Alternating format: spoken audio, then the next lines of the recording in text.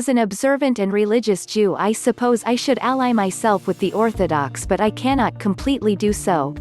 Kabbalah is one of the reasons. Gershom Scholem is reputed to have once made the statement that Kabbalah is nonsense but the study of Kabbalah is scholarship. I suppose I agree with that for scholarship's sake. Kabbalah, for me, is the philosophy of religion. Among other things, it is a mystical form of the teaching of man's relationship to God. The Zohar is the foundation of Kabbalistic thinking. So as not to start a religious war on Korah, I am keeping this to generalities. The question posed was, what does Kabbalah represent to the different branches of Judaism? It represents the pinnacle of learning to the Orthodox elitists. As with all elitists in religion, regardless of denomination or sect, they have made God's Torah inaccessible to the common man. In essence, they are saying that we need them to interpret Torah and show us the way to live our lives.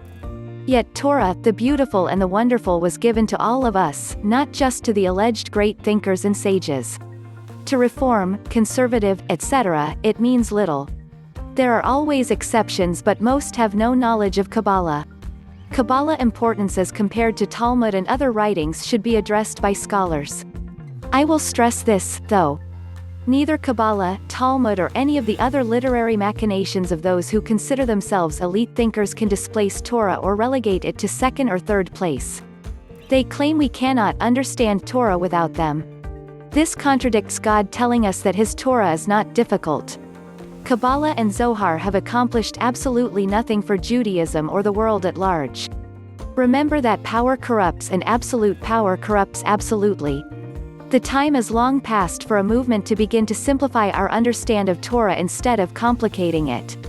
Yes, there is much we will not be able to practice and comprehend today in the diaspora or even Israel.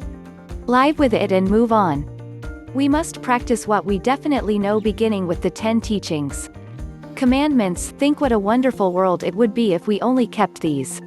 I once asked a Catholic coworker what he would do if shown something in his Bible that was simple to understand yet contrary to church teaching. He replied that he would take the word of his parish priest because he knew how to interpret the Bible. How sad. It is the same within Judaism. We look to the rabbis because we think we are not capable of understanding without them. Can we not see that is the whole point? I am not saying we do not need teaching or rabbis at all. Torah was given at Sinai to us as a nation, but a nation is comprised of individuals, and we can read and study Torah and learn justice, mercy, compassion, et al. Kabbalah and, for the most part, Talmud are the works of sincere men, but they are not necessary for us to lead the lives we should be leading. Neither God nor Torah can be proven to the satisfaction of all. But if we are believers, we should never accept that God played such a cruel joke on the world by giving us words to live by and laws that we cannot understand or obey. It is held up as the pinnacle of Jewish understanding. It is also a trap.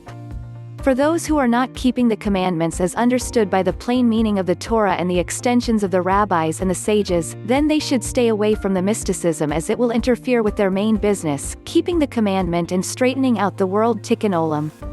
Mystics are not very useful for practical work, of which there is very much to do. The day is long, the time is short, and the master is impatient. If you cannot do all that needs doing, you are not off the hook. You still are obliged to do what you can do. Kabbalah is the deeper or inner explanation of Judaism. It is not a branch of it. It explains the deeper meaning of Jewish texts and rituals. Judaism is in fact a branch of Kabbalah. Kabbalah is an explanation of the reality written in a well-defined language, although not easy to learn. It is an explanation of our perception of reality. It is not a religion.